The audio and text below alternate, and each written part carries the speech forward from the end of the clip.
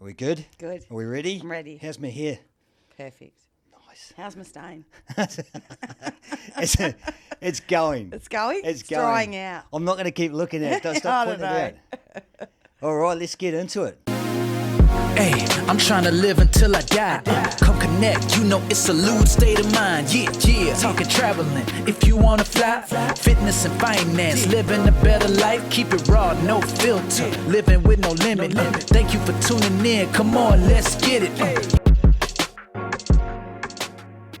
Cool. Welcome to Lewd State of Mind. Thank you. Thanks for coming along. Thank you for having me. It's a Sunday afternoon. This is our second session of the day. You've done well. We've done busy. We've been busy.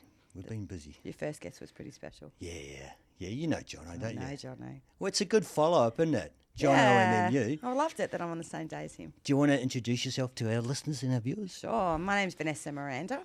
I am the founder of the Miranda Foundation, which began a long time ago. It supports the Biggest Playdate, that supports Monash Children's Cancer Centre. So that's who I am. And I'm a mum of 4 children. Well, you said a long time ago. So where did it all start? When did it start? Well, the Biggest Playdate started about in 2014 or 2015. The Miranda Foundation started a little while before that. So in 2008, I lost a little girl. I had a little girl called Sienna. She lived a day and died at Monash Children's Hospital. So she was 2 preemie. So I decided after losing her that I really wanted to say thank you.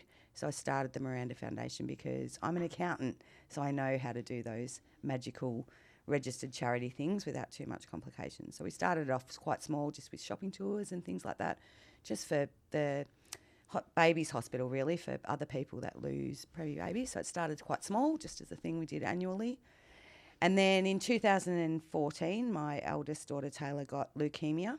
And the following year, I was in the cancer centre, and Monash Foundation came up to me and had a chat and was just saying, we're trying to launch this thing called the Biggest Playdate, which is similar to the Biggest Morning Tea. It's not really sort of coming off, and we just thought you might like to try it.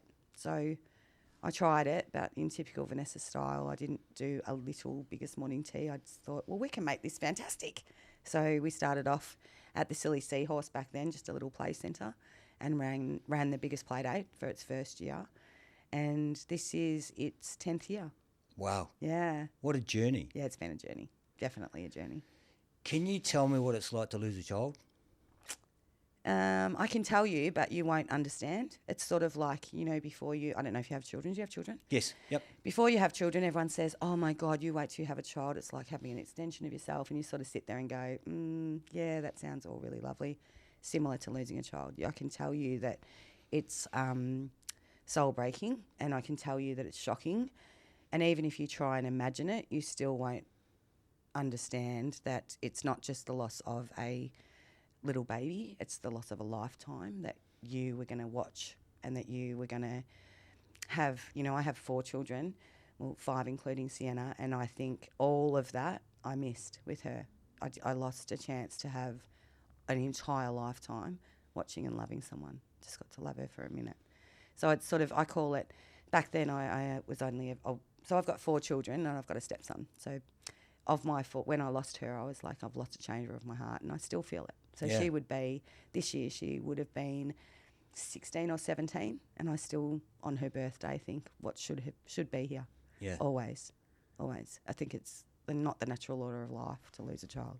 No parent should ever have to go through that. No, the whole process, the funeral, the lot, all of it, horrible. Is it a daily thought in your head? It's more than a daily thought in my head. Yeah? Yeah, it's every moment. I think I'm a real person of, I've lost a lot in my life, and I'd like to try and turn it to, I've got to be, look at what I've got. But every time I look at what I've got, I think about what I lost all the time. I think it's not over time you learn to live with it rather than have it as a constant, this is depressing me, I'm going to cry all day and rock in the corner. I think that becomes less. Not that I ever did that, because it's probably not in my DNA to do that. Not that there's anything wrong with that, because everybody copes differently. I'm just a real doer. I've got to do something. Do you think it puts everything else in perspective?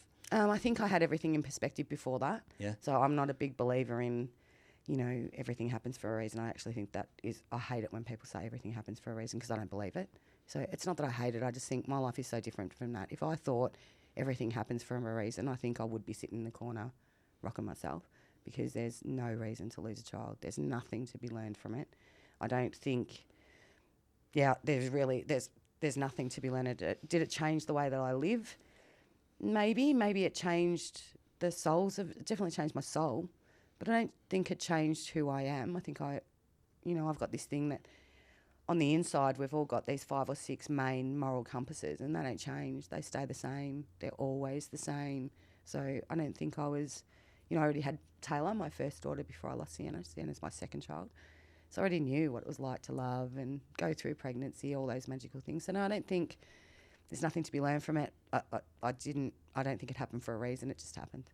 Are you religious?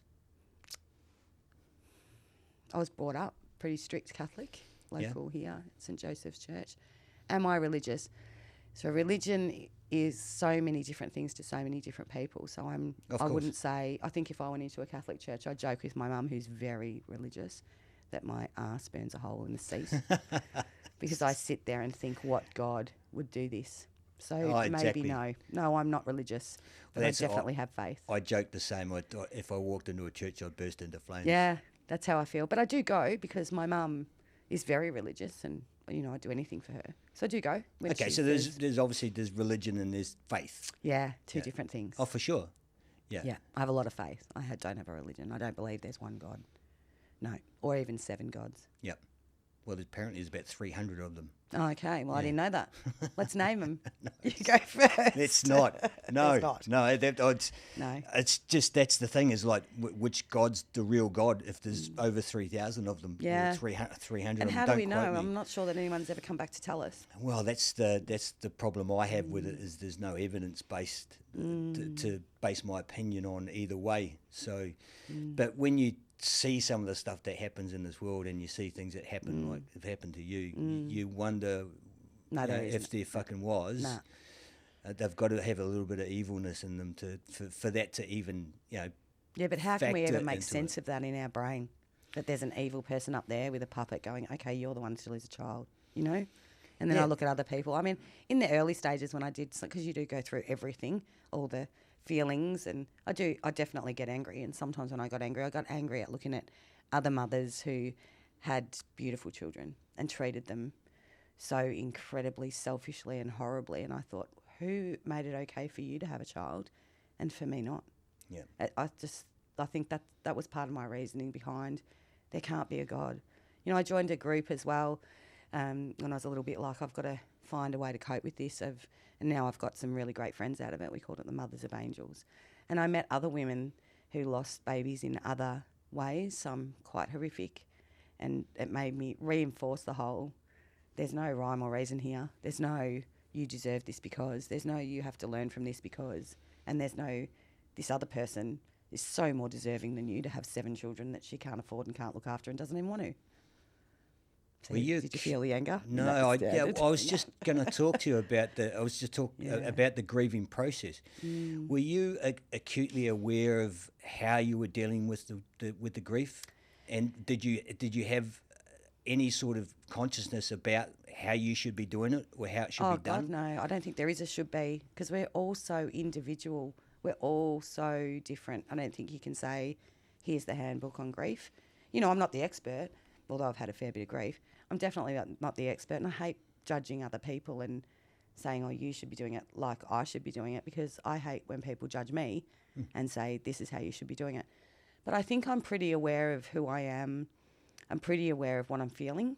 I'm pretty aware of, my kids laugh about it now, and I laugh too. One of my favourite things is the person in the mirror. I'm pretty good at looking at myself in the mirror and seeing what I'm feeling, what I'm doing, what are my actions, how am I going to move through this. I'm pretty aware. Excuse me. Do you remember how you dealt with the grief? Do you remember what you did? Oh, absolutely. I remember every second of all of the moments. I mean, I can take myself back there in a heartbeat. The first thing about the whole thing of losing a child is shock, absolute shock. And I think I know myself in shock too, and I'm really robotic. I'm really let's do this, let's do this. And as with any grief, we plan a funeral. Well, most people do, although lately I've heard people don't even have funerals, which I don't understand. But I think when you're planning a funeral, it gives you something to do. And that's probably maybe the first coping mechanism in grief, because you're still a robot and you're still, yep, I'm doing this, and yep, I'm doing this, and yep, I'm doing this. But for me, it was I'm a nurturer. So I made her a dress. I made all the things that went in her coffin. I did all those sort of things, and I knew that was all part of the grief. That was all me. Yeah. I've got to put my hands and my feelings and my thoughts and my quiet time into all of those sorts of things. And then after the burial, I think I went really quiet. I went really, because I had Taylor. Taylor was 10 at the time, so she was at school and doing a million things because my children are quite active. Kept me pretty busy, and I was running a pretty big business back then. Kept me pretty busy, but when I look back now, so that was 16 years ago. Now I grieve really differently to what I did back then, because now I'm. So you're still going through the process. You're still grieving. You're still going through the grieving process. Yeah, yeah. I've had a fair bit of grief. So yeah. Is that something that you can see an end to? Is there an end? No. There's never an end to grief, is there? Well, to be quite honest, in my life, I haven't had to deal with a lot of grief. You can say I'm lucky in a sense. So it's hard for me to understand it. Yeah, I don't know if there's an end to grief, because maybe when I die there's an end to my grief, because I know I'm 50 something, maybe 52. I'm going to lose a lot more people in my life and around me that I love. Well, you're coming into that zone. Mm-hmm. My mum passed away before Christmas. Yeah, I'm sorry to hear that. That's the first time I've had to deal with it. Yeah. And for me, I've just shut it out. And I think that's part of the shock. Yeah. So shock can sometimes take a day, a week, a month, a year, 3 years, 5 years, I think. So I lost my partner in life 5 years ago. And the way that I look at that is those first couple of years, and from all my, I don't have a lot of really close friends, but my close friends tell me I was in shock for maybe the first 2 or 3 years. So I think we all process things really differently. Is there an end to it? God, no, because I say when I pass away in my coffin, I want my partner and my daughter. So maybe, no, I'll never stop grieving until I'm back with them. That's just part of who you are. It's part of who I am. So you do believe you're going to be back with them? Yes, do believe that? I do believe that. You do believe that? 100% I believe that. I don't know that I'd still be here if I didn't think that. I think we all have faith in the things that we need to keep us alive. Well, and it's a coping mechanism as well too. Absolutely. Yeah.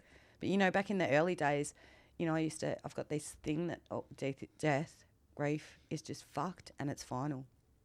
Well, that's the thing. It is final. It's final. That's the thing that I grasp or have problem grasping is that's the end. That's the end. There's nothing more. Yeah. Yeah, you can't Lights out, talk, good night. you can't communicate, you can't see, feel, nothing. It's over. It's so final. Yeah. Yeah, that's and forever. Yeah. Exactly. Yeah, so no, I don't think there's a handbook. We all do it really differently. But what's right and what's wrong, I don't know. It's flying by the seat of my pants. There is no right or wrong, No, is there? there's I mean, not. that's life. I mean, there's no right way to do life. You No. you can do life wrong and ill informed, but Yeah, but you probably still think it's all good. exactly. Yeah. Yeah. That's called ignorant. Yeah, maybe. Ignorance is bliss. Yeah. It is. It's so true. Yeah. Well, we all. Yeah. Which is a good way to be sometimes, because sometimes people just want to ignore things, and that's how they cope and that's how they deal with stuff. That's how they find they're happy. Yeah. Yeah. I'm not like that. Oh, I can't do that. Sometimes I wish I could. Sometimes I wish. It would be good, wouldn't Yeah, it? Yeah. I'm just not to built just that not way. think through or past something, and then, as you say, you can overthink the shit out of something. Absolutely. And Yeah. then next thing you know, you're upset and you're judging your decisions. So That still happens. I still do that. I call it opening the tap. If I start, Yep. I it's sort of like a downward spiral, becomes a flood. And I've been there, done that too. I've probably just been there and done that in the shower or in bed or by myself, and then I tend to go, okay, I've done that. Now let's do something else. yeah, Yeah.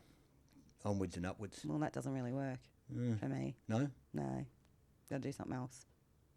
as in, put your mind to a new project. Yeah. Well, do something. I've always got this. I'm in this down spiral, and there's no real solutions, because with grief there's nothing. You can't solve it. You can't bring them back. There's nothing. So I have to do something else. I don't know what the something else is, but I'll try something else.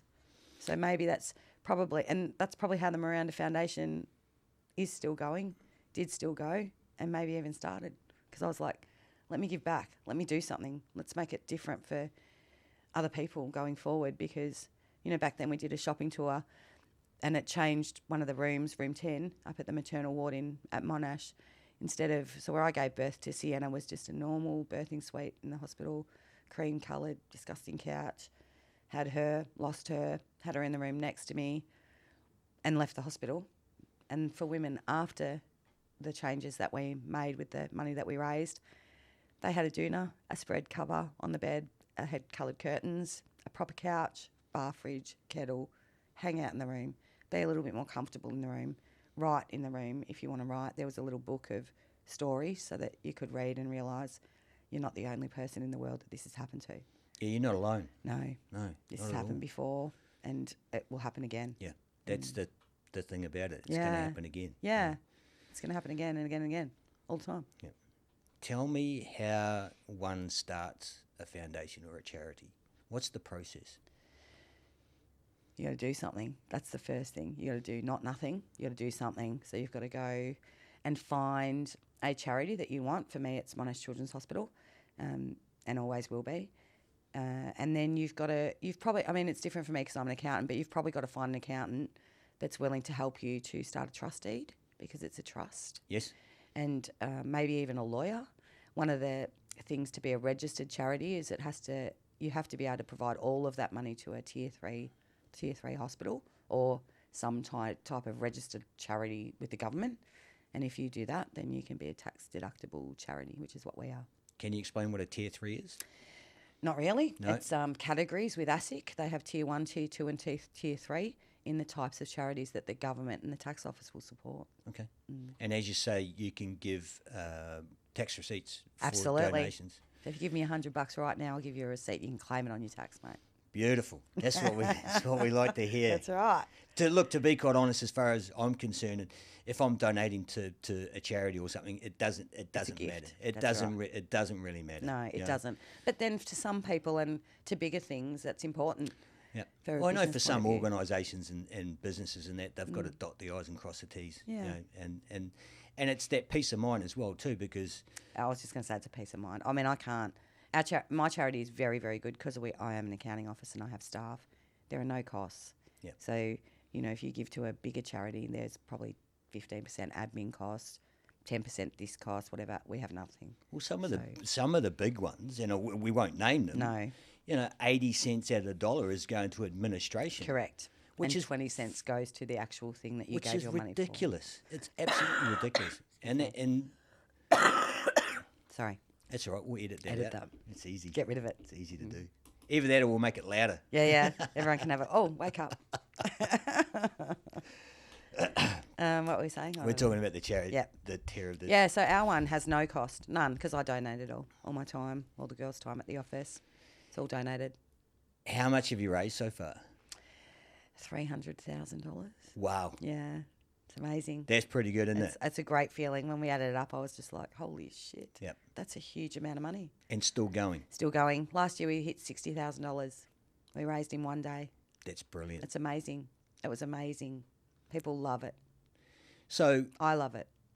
Well, that's why you're doing it. That's why I do it. That's why you're doing it. My kids love it. We all love doing it together. So we're talking about your first daughter. She was, what did you say, 10 when... Taylor was 10 when Sienna passed away. How did she handle it?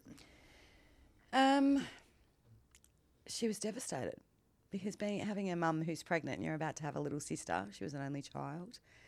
It was, when you're pregnant and you've got a child, they feel your tummy, they make all the plans. I'm going to do this, I'm going to do this, I'm going to do this, I'm going to do this. It would have been so exciting for her. So exciting, especially to have a little sister. And then overnight, for that all to be over. And I guess, I don't really know. I know how upset she was. I know how upset she still is because, like me, she will grieve for the rest of her life for her sister that she doesn't have.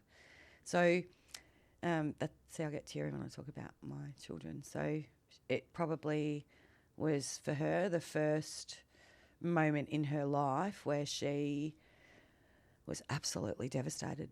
It took her time. She didn't go straight back to school. She was at St Joseph's in Chelsea. We had some of the best teachers. They came to our house to talk to her about it, and it's a Catholic school, so they talked about how she's in heaven.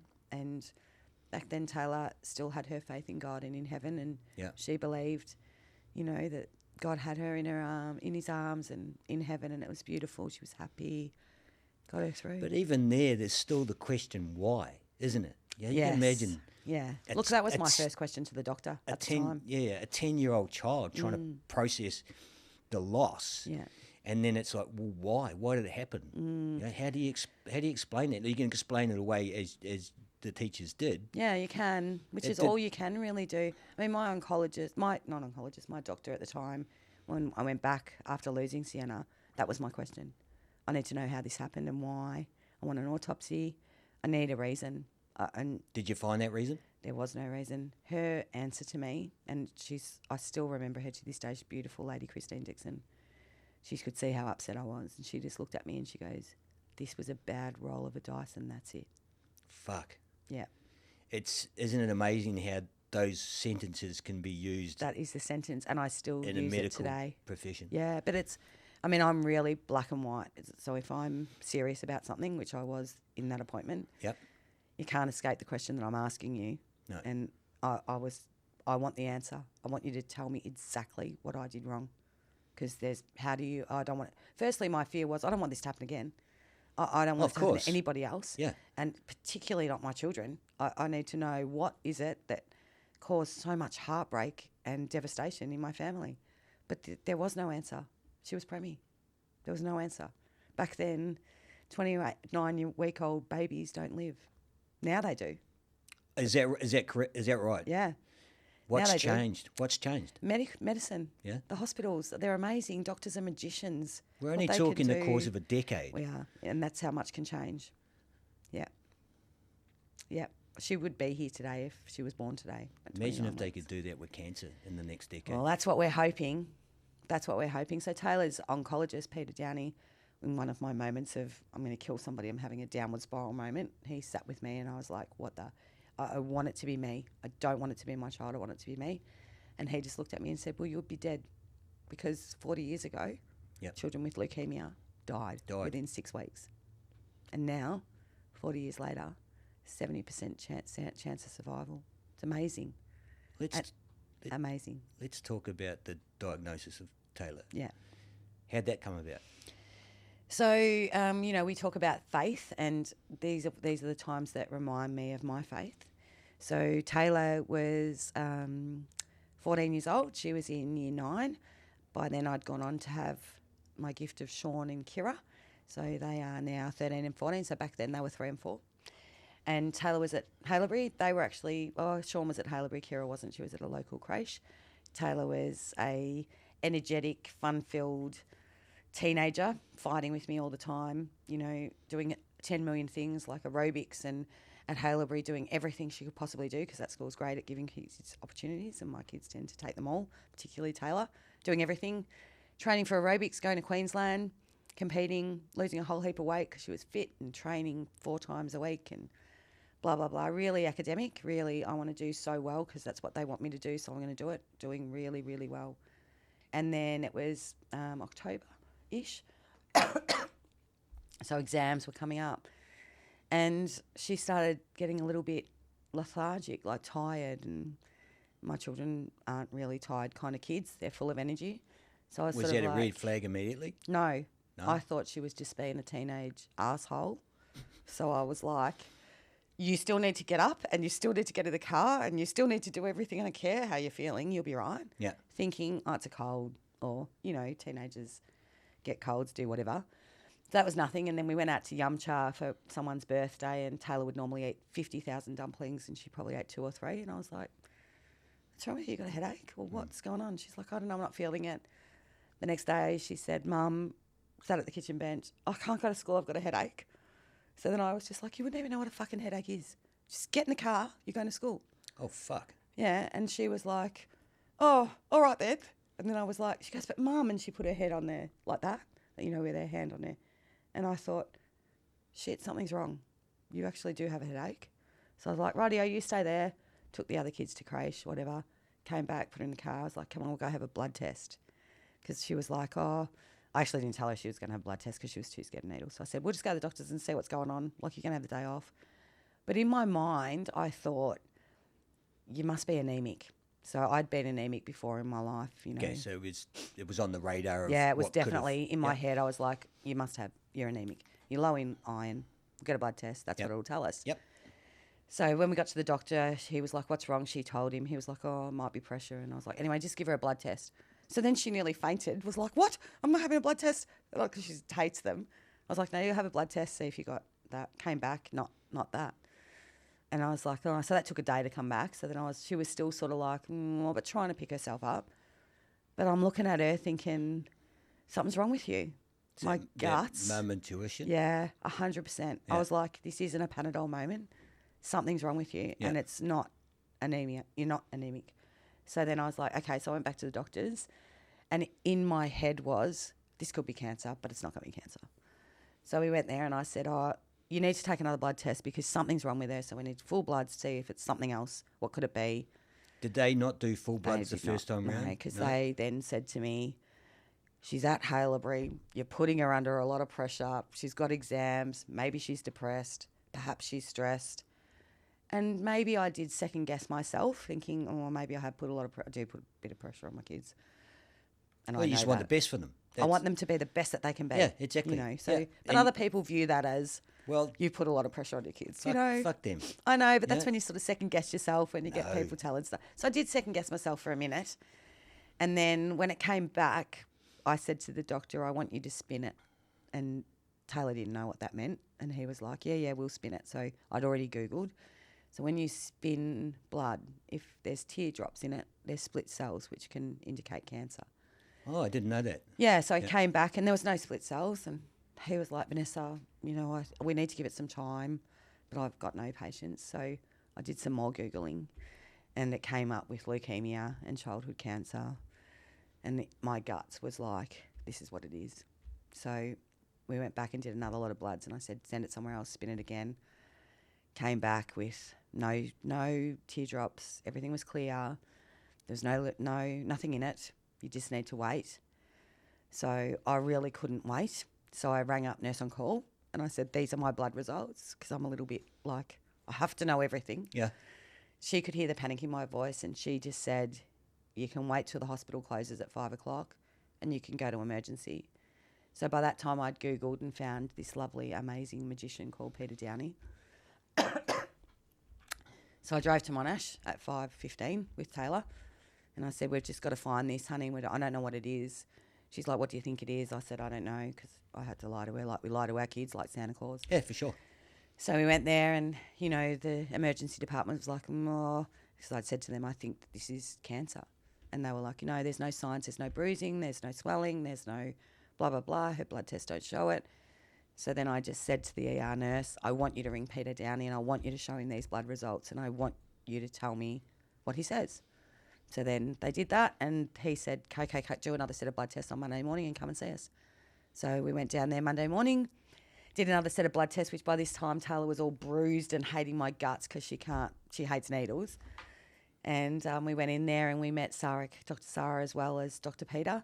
And they ran through the 50 million questions of Taylor's birth, whatever, and they were still like, we don't think that this is cancer. So I kind of had a moment in the cancer centre in the doctors where I went, I'm fucking telling you there is something wrong with my child and I'm not leaving here. And I got quite upset, I remember, because I said, I've already buried a child and I won't bury another. Yeah. So I'm telling you that I think this is cancer. And can you tell me that it's not? And Peter Downey came in the room and said, I can't tell you it's not unless we do a bone biopsy, a bone into her spine, bone marrow, yep, to see. And I said, then do it. And he's like, Vanessa, it's too early. It's like torture. I said, I'll sign off on it. Do it. I'm telling you. And he was so beautiful. He said, there is no better doctor than a mother. Let's do it. Yeah. So we'll do it Wednesday. So on that Wednesday, we did it the she went to sleep. They put her under and they did the bone marrow. That was about 11 o'clock in the morning. She still hated my gut, so we got home and gave her, she melted hot chocolate. This is her little story because I didn't let her eat melted hot chocolate on the couch while I went back to work to, do whatever. She was watching a movie and about just after 2 o'clock I got a phone call. And Dr. Sarah said to me, "Oh, hi, it's Bo." I was like, "Oh, hi." And then she said, "Are you somewhere safe?" And I just paused. I just was like... Yeah, you knew what was coming, I knew didn't what you? was coming. Yeah. And the second she said that was horrible. And, yeah, I lucky my best friend was at work, Kerry. So I went into an office and she told me and she said, "Just bring her in, we'll tell her." And I was like, "No, you're not telling her." So I took about 15 minutes of a soul scream, which was the second time in my life I'd done one. Yeah. And then I got my shit together and drove home and grabbed Taylor off the couch, and so started our journey of hell. Because she was just like, what? She was in total shock. So the story of Taylor is that her leukemia was in her bone marrow, but only at 70 or 80%. So it's not until it gets to 100% that it spills out into your blood and you can see it in a blood test. That was my next question. Why? Yeah, that's why. So it was so incredibly early that they caught it. It hadn't spilled into her bloodstream yet. We were very, very, very, very lucky. That's a good thing. It's a great thing. That's a great thing. It's a So great how did the course of treatment? It is hell. What was next? It is hell. So straight away we were in the hospital that night. You have to bring her in tonight. Yep. So we did that, and that was just a whirlwind of doctors and nurses and Taylor and my parents and my sisters and brothers. And this is the Monash Children's Cancer Centre we were in. So back then we didn't have the new hospital that we had now because that was a decade ago. It was the old children's hospital, and we met Peter there and Sarah, and they all stayed late and admitted Taylor into a room, put her on a drip, which she hated because she hates needles. Yeah, of course. And the next day they put a port into her heart. So they put a thing into her heart, and I don't really know because I'm an accountant, up into her neck, into a port, down into a vein so that they can access an artery to her heart to put chemo or medicine in without having to access a vein each time. Oh, wow. So that it's goes just like in a the next day. hard line tube. Yeah. There's lots of different types. Hers is called a port. Yeah. And from that moment on, we started clinical trials. So it's, 21 days of treatment, and then you're off treatment until you recover. And Hold on a sec. I'll just stop you there. Sorry. Yeah. No, that's all right. I'm in robot mode. You said clinical trial. Yeah, so that's different to treatment. Well, yeah, I understand it as the same thing because most children's cancers are clinical trials because we don't know how to fix cancer forever.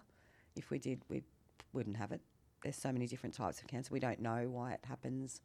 There is no full. But she's not getting a placebo, is what I'm saying, because a trial involves two groups, and generally one gets a treatment and one gets a placebo. No, so the clinical trials that they do are different types of, this is treatment slide 1, this is treatment slide 2. Which clinical trial are you on? Okay. So I guess maybe it's different to what we call placebo because there was no placebo in it. Yep. All of it was real. It just is fairly new. All the treatments are fairly new. So you're saying it was chemotherapy? Absolutely. Okay. Yeah. Which is very harsh on the body. Extremely harsh on the body. Yeah. But it's the only, we have to poison it. We have to make it go away. And that was the only course of treatment, was just chemo? Just chemo. That's it? Yep, pure chemo. Taylor was the first time, because Taylor's had it twice. The first time it was just, we were very lucky. She didn't have to have radiation, nothing like that, just chemo. But for 2.5 years. She had to do chemo for 2.5 years? Yeah, it was huge. Fuck. Yeah, it was absolutely huge. She had acute lymphoblastic leukemia. She was high risk because it's, it's a good sort of thing if you're younger, but Taylor was 14. So as you're older, she's saying if you're older, you would higher risk of dying. Yeah. Yeah. That's the reality of the situation. Was she in hospital that entire time? In and out. Yeah, in and out. So she'd go in for treatment, come home. Some of it was day treatment, some of it was week treatment, some of it was 3 days. You didn't know. So you do you know, can you explain how they worked the treatment? Like, as you say, one day it was 1 day, the next treatment was 3 days. What are they monitoring blood Bloods? levels and how you recover. Okay. Yeah, so they're. I mean, it's magic. It's absolute magic. It's hell to live it, but what they do is magic. I don't know how they do it. I don't know. I mean, I know a lot more now. Yeah. But you start. I mean, back then I was like, if you knew that it was cancer when we first came in here, and they were like, no, we actually didn't. We thought it might be, but we didn't know because there was no other signs. Their thing is, we don't want to tell you that it is because what if it's not?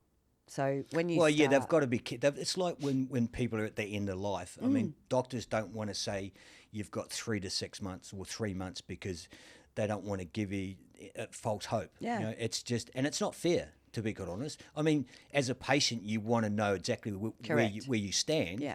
I'd be the same. I'd be standing on a fucking stool going, tell me now what's the deal. And don't fucking sugarcoat it. No. Don't give me the bullshit. I need to know. Yeah. This is crap. This is my life. It's fucking my right. But I think they do that with the cancer treatment too. So, at the beginning, we didn't know it was going to be 2.5 years.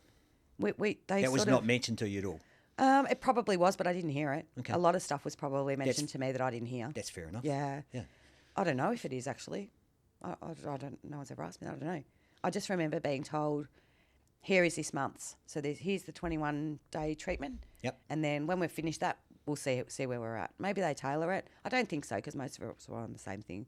They probably had the 2.5 year plan. They just didn't want to give it to us at the start. Okay, because lots of things can go left.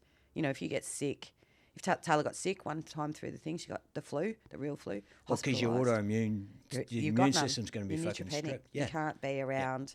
Even at school, I had to be notified if someone had chicken pox or the flu or gastro because anything like that, if Taylor got a temperature, I had to take her straight in by ambulance or fast car into the hospital where they accessed her port, straight into testing. Did you have any instances like that?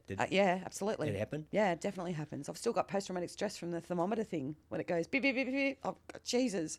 Because as soon as it does that, pack the bag, go, get in the car, we're out. Fuck. And that was 2.5 years of your life? 2.5 years of our lives. Jesus Christ. Do you remember the day when you got called in and you got the all clear? Oh, yeah. It was just before Christmas. I remember the phone call. I was on the way. I'd picked up the little kids from Croatia. I was on the way home and the hospital called me and said, it's clear. The results are clear. So the idea is to get children into remission within the first 21 days or whatever. Yep. And then after that, they're giving you chemo so that your body forgets how to make it. So it doesn't happen again. Yep. So if you get them in remission in that first 21 days, you've got the highest chance of survival. And that happened? And that happened. How good's that? Yeah, that was an amazing phone call. Best Christmas present ever. Yeah. Yeah, clear results. The gift of life. The gift of life and hope. Yeah. Yeah. Exactly. Yeah, so it was wonderful. Yeah, I'll never forget. Did we have, so that was remission, that was the first remission? That's the first remission. Did we have a relapse? Yeah. So then in 2019. So how many years are we talking? So Taylor was diagnosed in 2014. So that was, she almost made, they say if you make it to 5 years clear, so from the day of diagnosis, if the cancer doesn't come back in 5 years, you're pretty much cured. Yep. It's probably not going to come back. Those first 5 years, they say that's the highest time that it might come back. So Taylor was 4.5 years out. And it fucking came back. Came back.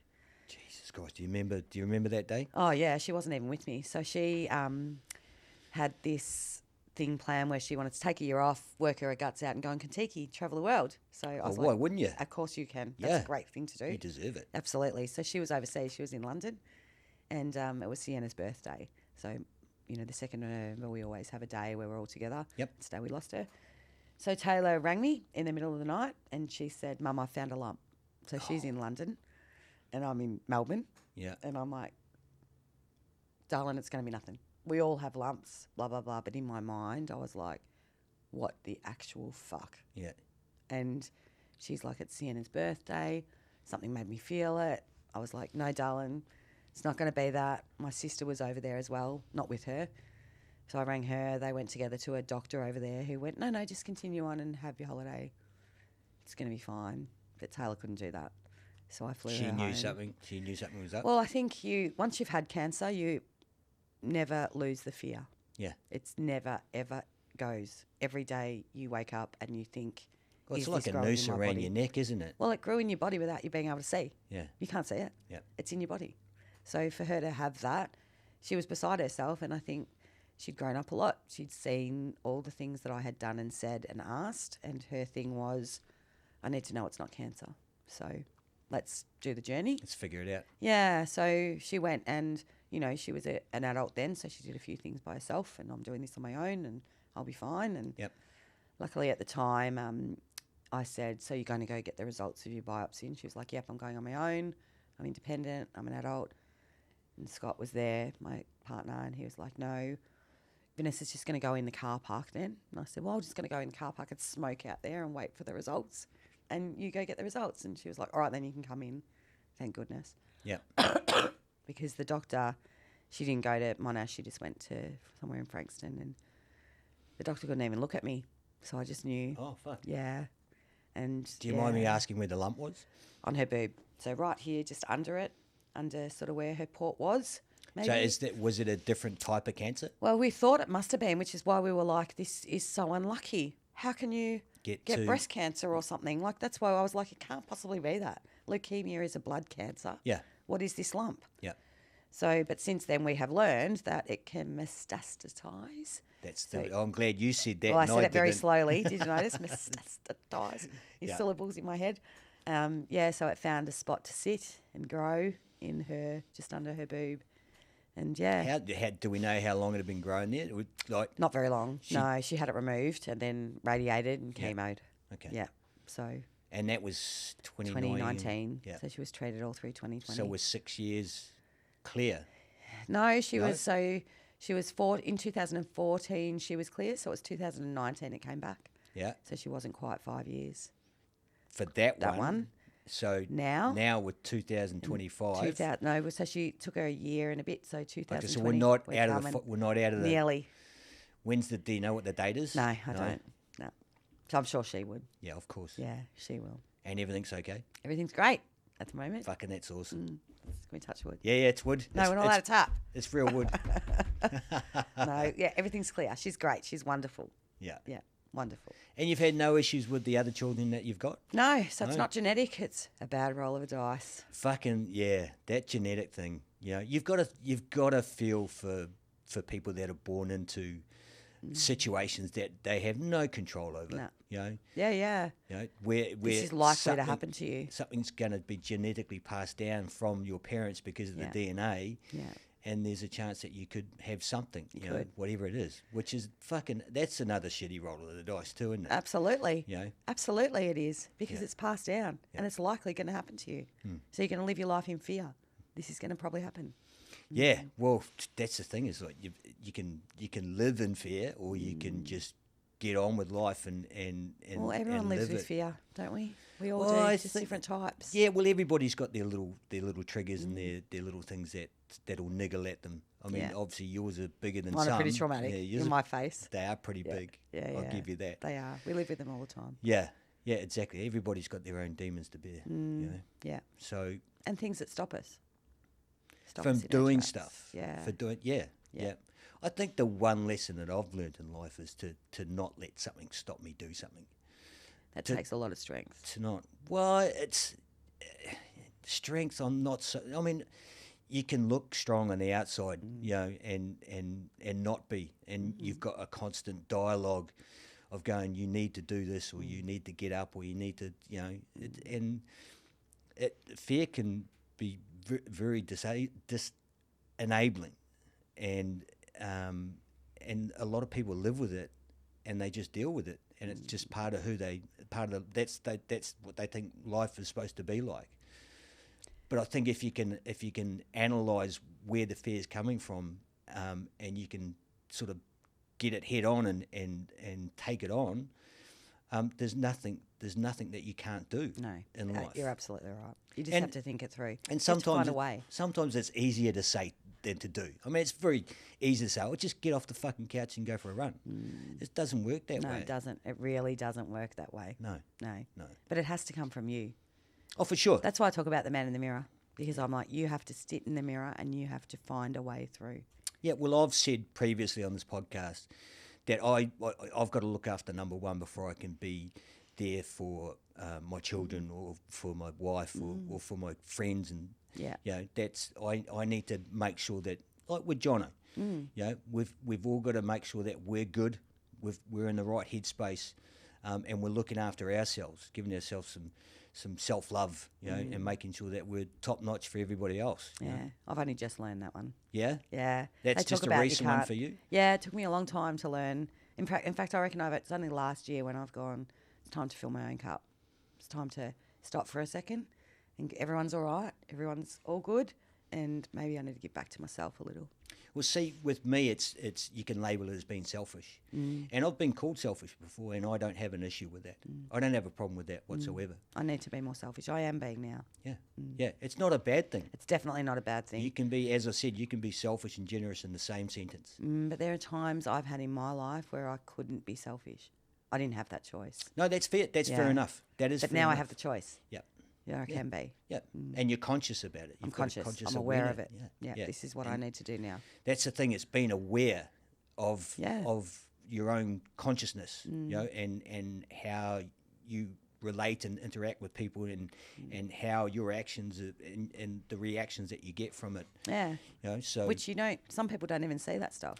well, that's the thing. A lot of people can go through life with just a pair of blinkers on, Yeah. and that's their existence is quite happy. And they're happy with that. As I said, ignorance is bliss, and in a lot of cases, that's great. Sometimes ignorance is great to just not know, and can you imagine just not having to worry about something? I can only wish for that, mate. Yeah, exactly. It's not in my DNA to be like that. But that's what, when we talk about fear, I think that too. Some people who are scared to do things and stopped, maybe it's because they've got blinkers on.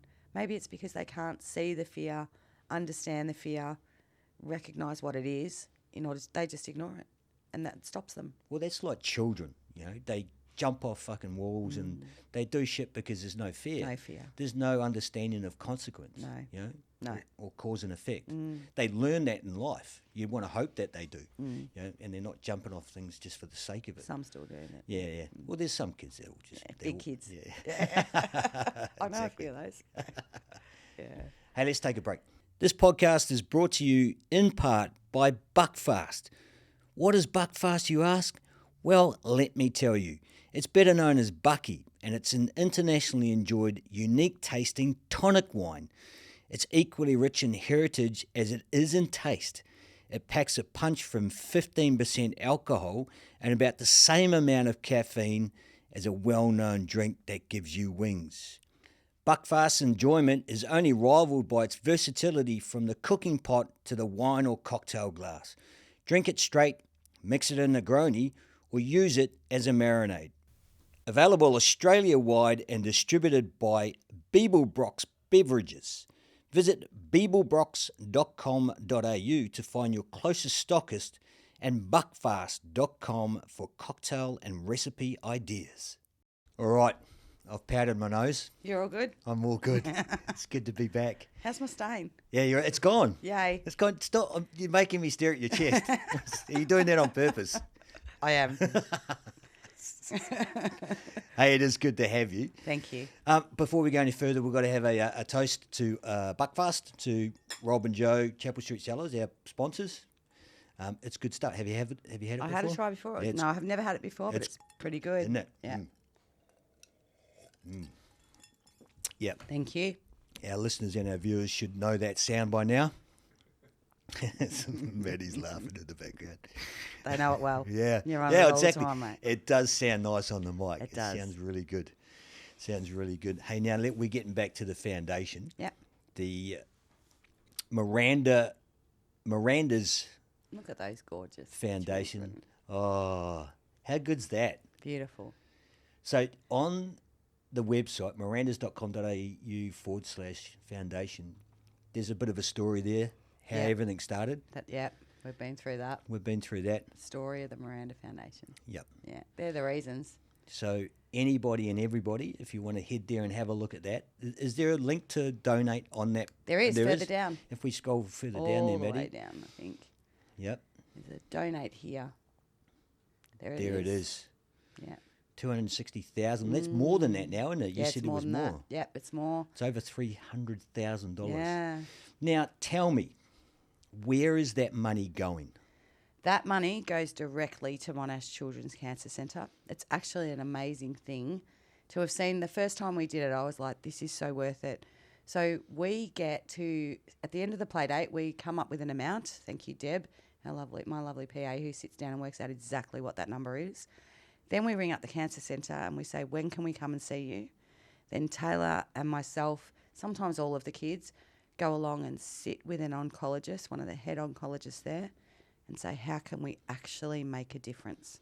So because I'm a registered charity, I get to choose where that money goes. So last year it went to, so when Taylor was 14, I was running a business and I had 2 other children. I was on my own, sole parent. It was a lot to cope with being in the hospital, having to be there at 8 in the morning. Sometimes we would sit there and do nothing but wait while Taylor knew that she was going to have chemo that day, that was going to make her vomit, whatever. Her anxiety levels will come up. We would sit there for maybe 3, maybe 4 hours. Nothing's happened. Everyone's waiting. Hospitals are probably saving lives, so it sounds really awful what I'm saying, but sat there to do sweet fuck all while I had 50 million things I could be doing. And at about 2 o'clock, they'd go, okay, right, we're ready, let's start. So we helped to fund a nurse coordinator who would sit in the hospital and say, so what's happening today? What are you doing?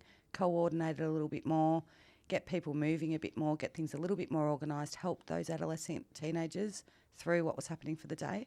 And our money funded half of that wage for the year. So like a fixer.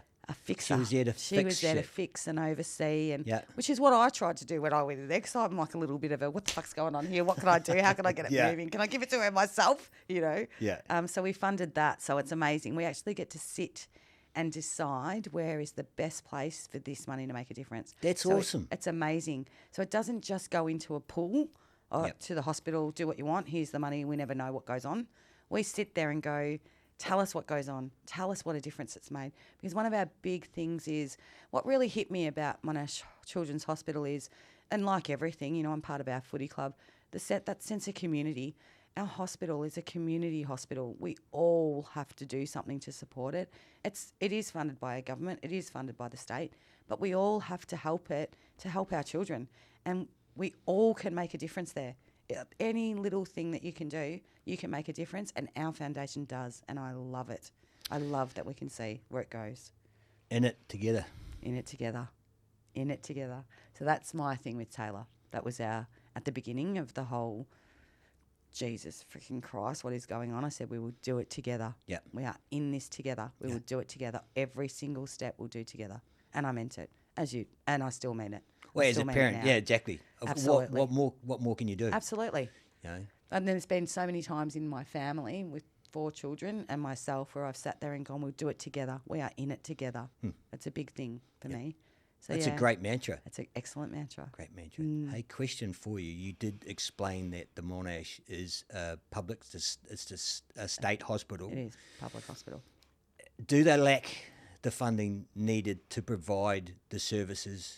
Are they failing in areas because of funding or lack of funding? Absolutely. There is a huge lack of funding to our hospitals. You know, I'm not very political. I've got way too much in my life to worry about everything in the world that goes on, so I'm not the most well-versed.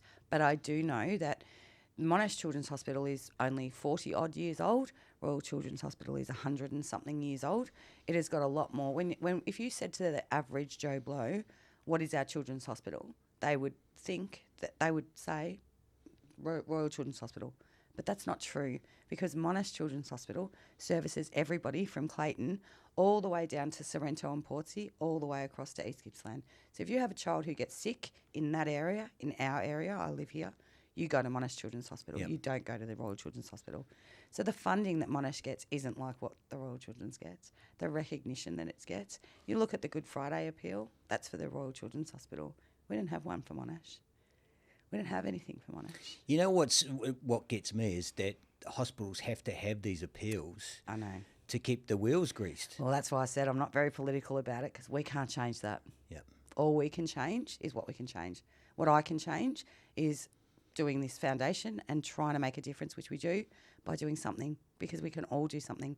And if we all did something, imagine what we could do. Exactly. You know, I don't know. I've got this meme and my kids laugh about the 1 billion people. You know, the plastic straw. I saw this thing once that said just throw the plastic straw on the ground or buy one plastic straw, said 1 billion people. Yes. You know, and I think, well, I'm not buying the plastic straw because I could be the one that doesn't. Because then imagine if 1 billion, imagine if every single parent that's ever taken their child to Monash Children's Hospital did something. Imagine they did that. And that sometimes grates at me because I think 100 children get diagnosed with cancer each year. Is it that high? Yes. And I don't want to judge other people, but I think, why am I only one of the few that does something? I'll never be able to understand that, but I guess we're all different. The one good thing about you is that you are in a position to be able to do it. Correct. Not a lot of people. Yeah, can, exactly. and they don't.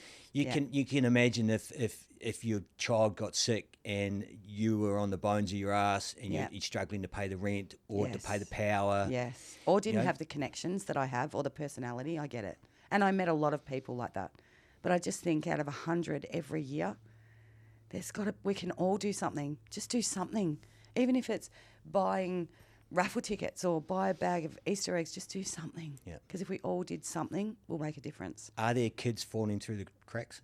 Absolutely. Yep. Absolutely. There are so many children die there that really I look at them and think, why? I get really angry when I think about what our government does when they don't save our children. I get angry about that. I really think, because I know, because I've seen it, I've lived it, I've watched it. I know people who haven't seen it, lived it and watched it, maybe they think it's really important to have trains above the road instead of on the road. Maybe they think that's really important. I don't think that's really fucking important. Well, it's about perspective, really, isn't it? 100%. Yeah. You know, exactly. it is important to save our children. You know, well, 100%. they're our future. Well, they're everything. Yeah. You know, and why to see a child? I remember seeing a baby with leukemia. That baby wasn't more than 14 days old. Honestly, why? We have to do something. How does a baby get? She a was bad born. roll of the dice. Born. Oh, fucking hell. A cell split. You know what? I'm so drawn to this. I'm so vested in. We all have to do something. Don't do nothing. Do something. Exactly. Make a difference. Exactly. Well, so what you're doing is you're doing the Playdate. I'm doing the Biggest Playdate. Biggest Playdate. There's a team of us. You've got a good team. I've got a great team. Do you want to give a shout out to I anybody in do. particular? Deb, my right hand, Deb. She does everything. Been there from the start. I met my Deb through my Mothers of Angels group. So Oh, beautiful. She lost a beautiful little girl, Alana. Sad to She hear. is one of my very, very, very best friends. She's been there from the start. So anything I do, because I'm a doer, and I go, okay, Leah, let's just do this. She's my checker. Hang on a second. We're not doing that. We're doing this. She's your voice of reason? She's my, She's my That's Deb. good. Is this okay? Yeah. You know, she does everything. So She's shout out to her and her beautiful children and family. The Just yin to your yang. Absolutely. Yeah. Now, explain to us how it came about. The Biggest Playdate? Yeah. Yeah. So I think we did that. Want to Did do we? it again? Did we do that? Let's do a recap. Let's do a recap. I think we brushed over it very quickly. It's like the biggest morning Because tea. you're pretty excited when you got in here. Yeah. Oh, sorry. That's all right. You're comfortable now. I'm comfortable. Though. Exactly. Yeah, you're comfortable I'm now. Comfortable. I'm forgetting that you're videoing all my scars and my stains. That's why you my crow's nest. We just found out We all today. need Botox. We just found out some of the stats today that people were watching, because you can get the stats on what people are watching us on.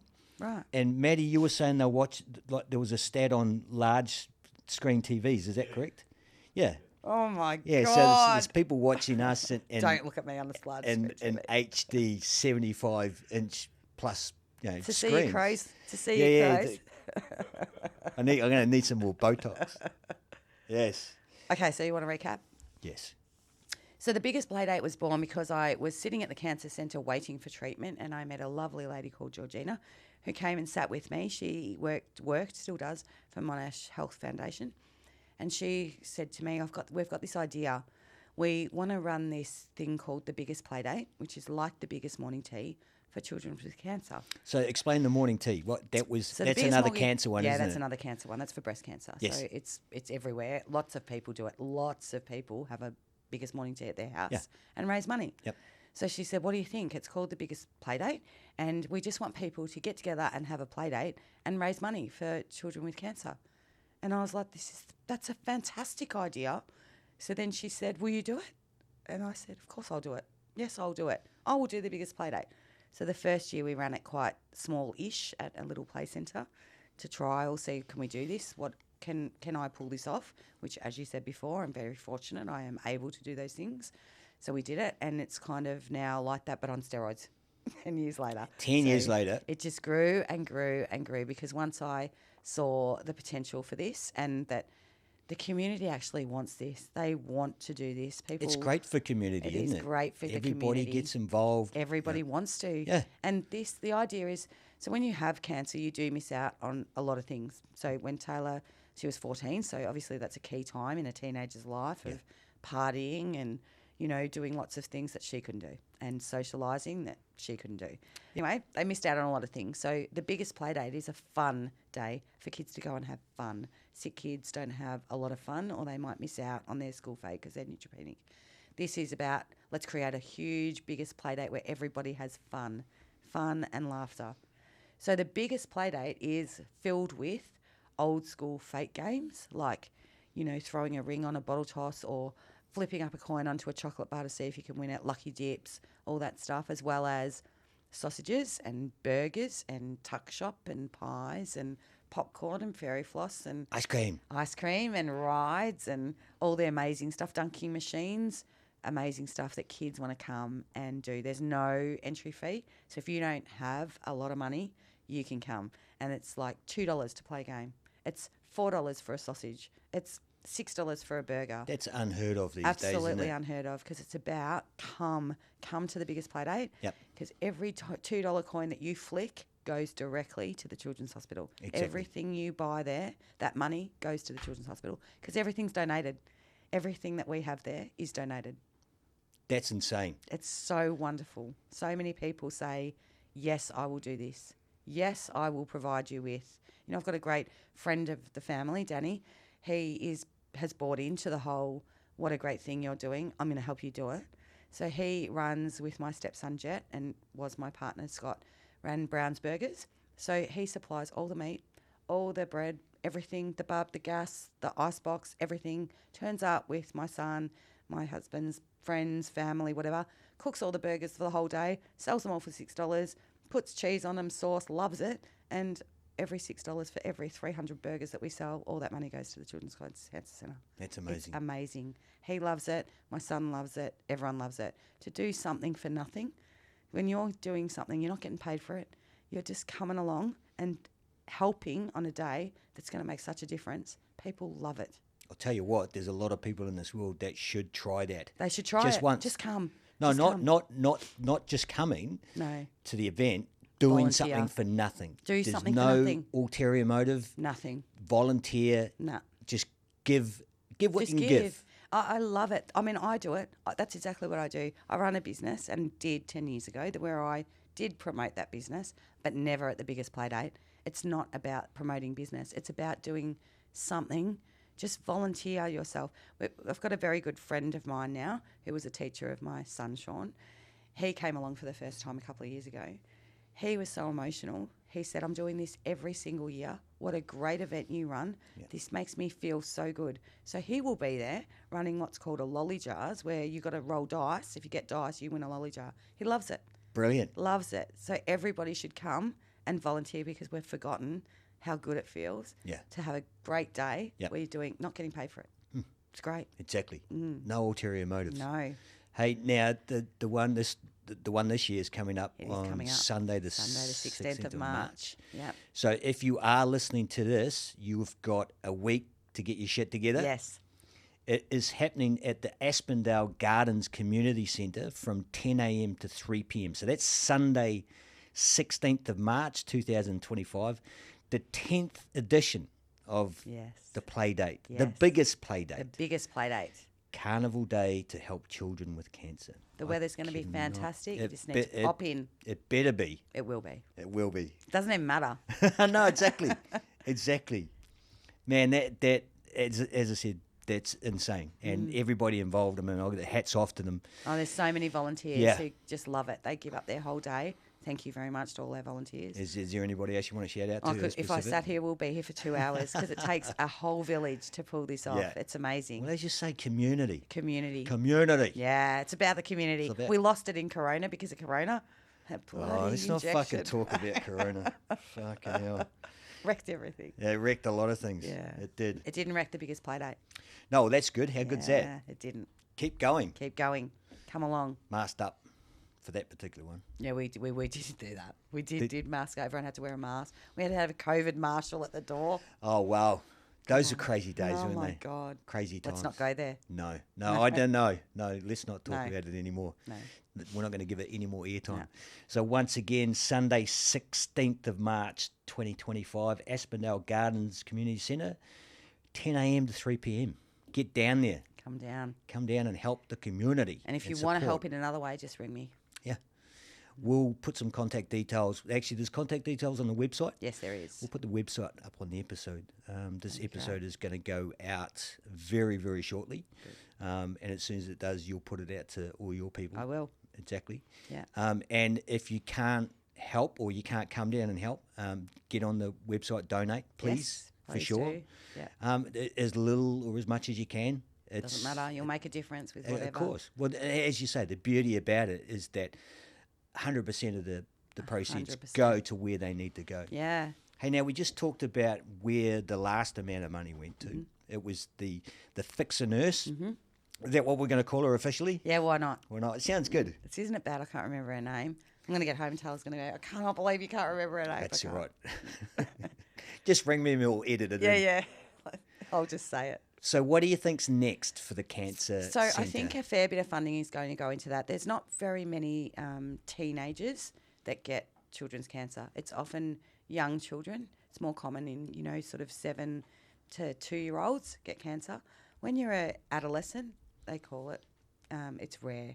When Taylor got cancer, there was probably 2 or 3 end rooms for the adolescents because adolescents don't want to sit with a clown with red nose. They don't want to sit down and draw. They're a little bit over that. So we're talking that 13 to 18. Yeah. Because after 18, you're basically you're an adult. Yep. In our health system, you are an adult. You will go to an adult hospital, and we experience this, and you will sit with 90-year-old men who have cancer and have chemo with them. Yep. Totally not appropriate. Totally not appropriate when you are 18 years old. You are really, you might think you're an adult. Like we said, my son's been 18 since he was 15. They're not an adult. No. So our money is really aimed at adolescent cancer and how we can make a difference there to sort of link Moorabbin Monash to Monash Children's Cancer Centre so that those adolescents that get cancer can transition through or, have a little bit more care around them because there's a lot focused on 2-year-olds. Totally different. Well, as you say, that they think they're adults, but they're definitely not. And they're immature when it comes to being emotionally stable in a time of crisis. Absolutely. And trauma. Yeah. You can't sit with a 90-year-old who's got a completely different perspective on life to an 18-year-old. No. No. It's not easy. So we can't say where it's going to go to because we won't know until we sit with an oncologist and say, where do you think it's best? Because we'll decide together where we think it's best. But it is aimed at adolescents and where we can make a difference in that space. You personally, what do you want to see change within the system? So much that I want to see change that I'm not going to be able to see change. So I'm going to try and make a little difference by changing the way that they treat teenagers in our cancer centre because that was my personal experience. I want to see a little bit faster, a little bit more tailored, a little bit more this is a real person and their treatment needs to be different to the next person because we're all different. Why is it not happening? Why do you think it'd be funding? Because it's really just money. Funding. It just comes down to money. Absolutely. Everything comes down to money. Let's not kid ourselves. The whole world comes down to money. What about the internal systems within the They're very, centre? they're a really good hospital. They have amazing people there. Everywhere you go, you're going to find crap people, and they are there. But there are a lot of amazing people there. They know what they're doing. They've been doing it for years. Methotrexate is the oldest chemo around, and they still use it. So really, they know what they're doing. I'm not going to sit here and say they should be doing this better because they save our fucking children's lives. Yep. That is what they do. I couldn't be more grateful. I will do it for the rest of my life because they saved my child's life. That is what, that's the wish. I wish they could have saved them all. They can't. So for you personally, you'd probably want to see more investment in trying to find cures. Well, I do want to. Well, the reality is. Do you think it's a reality that I do. I think we're cancer getting would be so much cured? closer. Look at what we've done in the last couple of years with, CAR T cell therapy, immunotherapy, targeted care therapy. It is happening. It is we're advancing so much more in science. I don't think my measly $260,000 or $60,000 a year is going to help to cure cancer. I'm a realist. My money, this money that we raise, is going to help to make it easier because people are going to get cancer. Children are going to get cancer. I want to make it easier for them, for those families that go into the cancer centre. I want to make it easier because we didn't do it easy. No one does it easy. I want to make it easier. So is the change happening? Yes, It is? absolutely. That nurse is making a difference all the time, every day. She's making a difference to those kids. It's quicker, it's easier, it's more structured, it's less, I don't know what the fuck's going on, which is a lot what I felt when we went there. They don't feel that as much anymore. Are there other departments having help like you? I mean, the within cancer centre is. There are other people. Patrick is an amazing. He does Bailey's Day. He lost his son to blood cancer. I think I'm familiar with that. He would be an amazing person to get in here. I would look if you can. I will.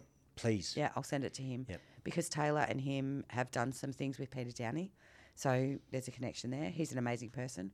Other people doing what you're doing to other departments or Look, I'm sure there are. I'm sure people have to do something, and I'm sure there are people doing smaller things. There are lots of places that we go, yes, we need to do more research, yes, we do. But my personal belief is that doesn't come from us, that comes from our government. That funding, our government has to want to cure cancer for that to actually happen because that'll take millions and billions. We're talking about a worldwide problem. Well, isn't the problem that the pharmaceutical companies don't want to cure Well, cancer? apparently, I don't know. Do you know it? Because if I believed that to be true, I would be absolutely ropeable. I don't believe that to be true because in our lifetime of knowing that cancers existed, no one's been able to solve it. No one's cured their cancer. No one. If a pharmaceutical company was stopping us, someone would know how to cure it and they would be curing their family. There's a lot of companies making a lot of money out of cancer treatments. Absolutely there is. And I know it. I've seen it. I've seen some of the rare ones who have had to pay to have their cancer cured. What the fuck is that? These are our children. You don't pay. And lots of Taylor's chemo that she had through the public system, I know it cost our public system a lot of money. We were private in there, so we did pay our private health fund, paid for a lot of it. But if it didn't, she still would have got it. It did cost a lot of money. The hospitals pay a lot of money. There's a lot to be fixed. But can we fix it, Brendan? Maybe not. Can we fix it? Well, you and I can't. No. So we can only do this little bit. The rest of it, Yep. pharmaceutical companies, I'm sure, have a lot to answer for, but that's their life. I can't make them change. No, it's going to keep you up at night. It's going to keep. Yep. Yeah, I can't. I have to let go. I can only change what I can change. Yeah, you got to let it wash off. I've got to let it wash off, roll off my back. I can't do it. Hey, the play date coming up. You're really excited about I'm it, really and excited. I'm glad you came in today you. to talk about it. I appreciate you telling the story. What's next for you? I'm gonna After die. the next play date? After the next play date, what's the next goal? What's the next mission? You've got to have something you're looking forward to target next. Yeah. To put all your Look, I'm 50. I've had a lot of goals in my life and I've achieved a lot of them, and I think my goal for me personally is to slow down and enjoy the life that I've got. I get a lot of joy out of filling my children's cup. So I've got 4 of them and my goal is to watch them and laugh with them, and we do it. And that's the magic. I do have a goal to keep doing the play date. I do want it to be perpetual. So I want it to run without me. I want it to be able to run by the community, by every person who comes along and goes, I will do this and I will do the whole of it. And they do. Lots of people do. Beast Gym is another one. They just come along, they just do the whole thing. I don't have to do anything. There's no reason why that can't happen. Correct. Isn't it? Correct. As you say. It just needs one person to go, I'll do it. I'll do it all. Yep. I'd love it to be perpetual and go on for 100 years. Well, I'm sure it will. I There's hope no so. reason why. There's no reason why it won't. I hope or so. Can't. I hope so. I hope so many people get on board and go, I'm going to help and I'm going to help forever. You're talking about filling cups. What about you personally? Where's your cup at the moment? My cup is getting there. It's definitely been empty for a really long, long time, like maybe a decade. So what are you actively doing about filling it up? So I am actively being aware that my cup is empty. I'm aware Well, that's the first. that is the first You've got to step. start there, Yeah, don't you? yeah. Probably took my little sister saying that to me. You're running on empty all the time and have been for a really long time. So I've taken a breath. So I'm slowing down. I'm slowing everything down. I'm doing things slowly instead of being in a rush. my cup, I know, is filled by my kids. So when they smile, my cup gets full. I'm also looking at how can I slow down. I go to the gym every single morning. I go to Beast, and that makes me slow down. Even though that sounds dumb, when I got Andre yelling at me, makes me slow down. You know, it's really a lot of fun. You slow down so you don't have to do so many burpees. I don't have to do so many. I can't do it, Andre. You know, I remember saying to Bowie one time, I can't do a sit-up. I've had 4 children. And he just looked at me and goes, everyone can do a fucking sit-up. Do a fucking sit-up. And I did.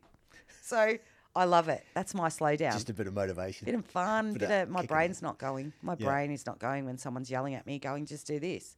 Some people like that. Some people like getting shouted at or told what to do. Yeah, well, no one can really shout at me. Or tied up and hit. But they can. Yeah, no, he didn't say that. No one's tying me up. And actually, when Andre punches me, I yell at him and go, don't punch me. Don't hit me. I love it. So I'm trying to do the whole, I mean, I love the water. I could be on the water, in the water, around the water, and I'm calm.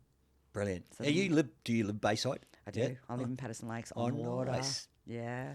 So I get to see it every day, mate. Beautiful. I'm filling my cup. Yeah, that's awesome. Yeah. Hey, once again, thank you very much for your time today. No worries. I'm glad you overcome your fear and you relaxed and you enjoyed today's discussion. I did. I'm really happy to be able to facilitate this discussion. Thank you for doing it. And putting the podcast out, which will go out very, very shortly. So hopefully it gets everyone bought into it. That's the idea. Anybody's listening, hey, just get onto it. The Biggest Playdate, Sunday, 16th of March, Aspendale Gardens Community Centre, 10 to 3 p.m. Get on it.